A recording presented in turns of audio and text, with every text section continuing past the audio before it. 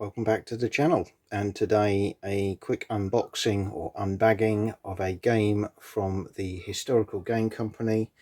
A second purchase. I already have the Battle of Quebec 1759, which I have done an unboxing of in recent months. An excellent game, and that led me to look at some of the others in the series.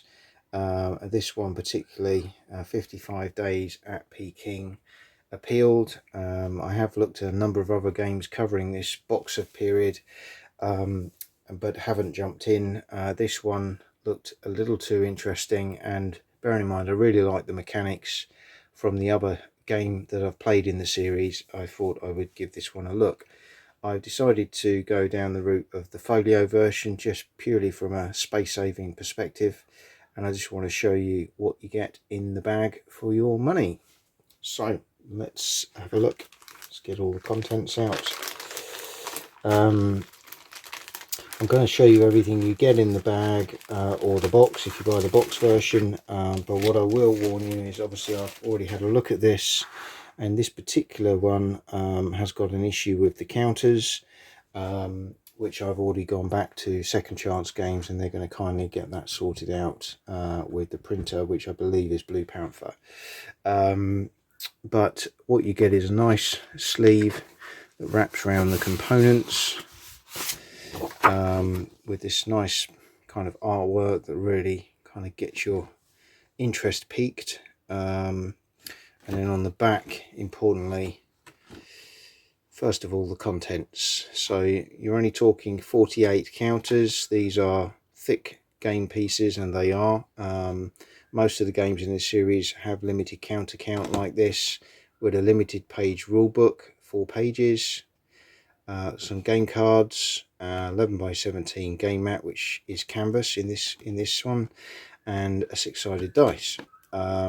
As you can see, the counters are going to be very nice and simple to understand, and you get a little bit of an overview of the game itself, the history, and what you're trying to achieve. So this game should last around 90 minutes.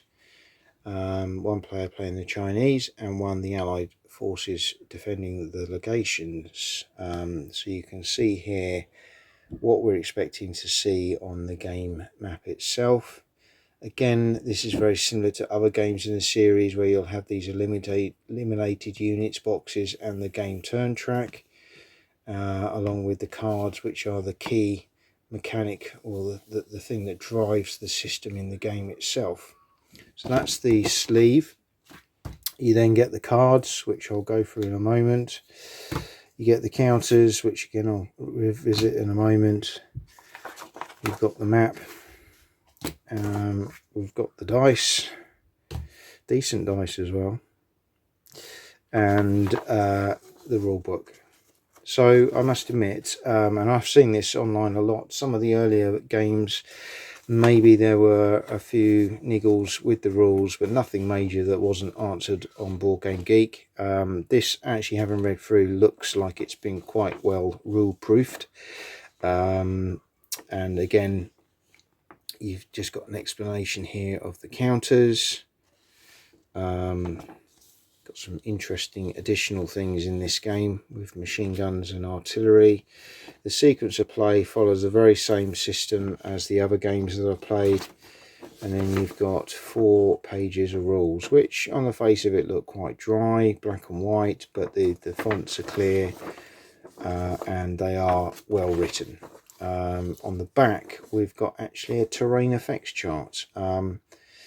Perhaps this would have been nicer on a separate sheet, card sheet that you could have had on the table, but I appreciate we're looking at a certain cost point here, and I suspect that's the reason why it hasn't been done that way. In fact, it's in sort of 2 parts, but of course you could have the rules on the table alongside the map like this once you've got the main grasp of the game.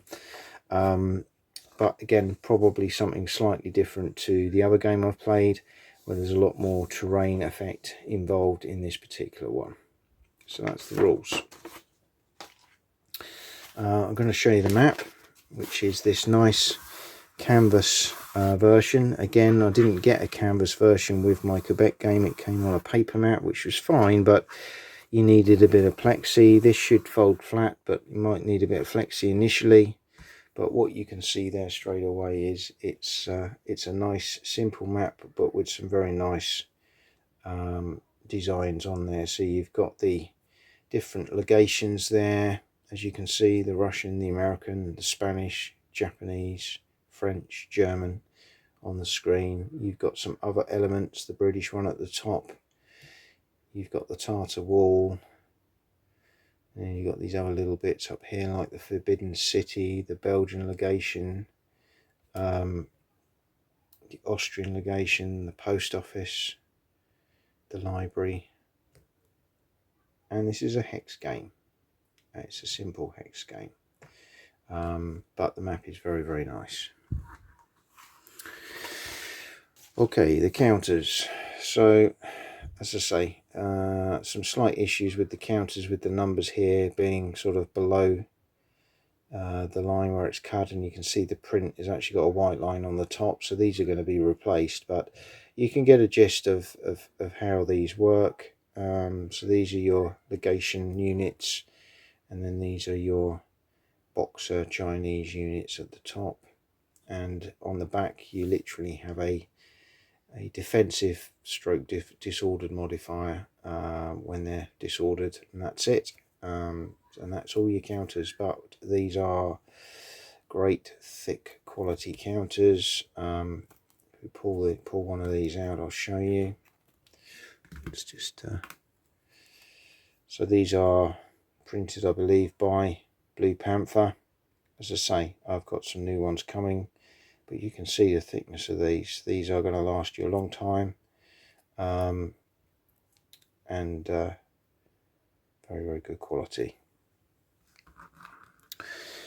Okay, that's the counters. We've then got the cards. As I say, these are the main driver for the game. So you have the Chinese cards, and you have the Allied cards, and you can, each turn you will draw one of these, and it will tell you in effect, moving from top to bottom, what you can do as that player that turn. So in this particular card you could move 7, attack with 6, and then you got a special event on that turn as well, and they all do different things at different times. Graphics are nice, simple, but very nice. Same with the Allied ones, nice artwork, again very simple. The artwork's the same on all, but it's fine, it works perfectly okay. So from my experience of playing the Quebec game, really looking forward to getting this one on the table. As I say, simple game, probably 90 minutes, maybe a bit shorter once you know what you're doing. But that's just a quick insight into the Historical Game Company's 55 days at Peking. Hope you've enjoyed this short video, and see you again soon.